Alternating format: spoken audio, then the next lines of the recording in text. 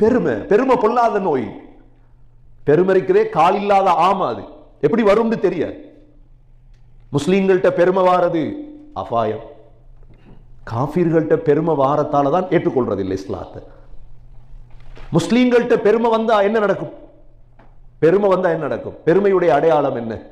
பல அடையாளங்கள் இருக்குது. அல்லாஹ் சொல்றார், அல் கிபிரியா உரிதாஇ, பெருமை என்னுடைய மேலாடை.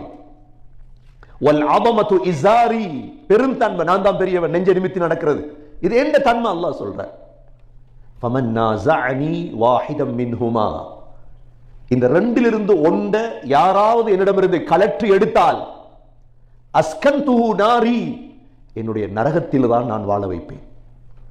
அணுவளவு பெருமை இருந்தாலும் போரிடம் நரகம் தான். இப்லீஸுக்கு என்ன நடந்தது? இப்லீஸ் எவ்வளவு பெரிய இபாதத்தாளி. ஆதம் அலைஹிஸ்ஸலாத் அல்லாஹ் படைத்து சொன்னான் சுஜூத் செய்.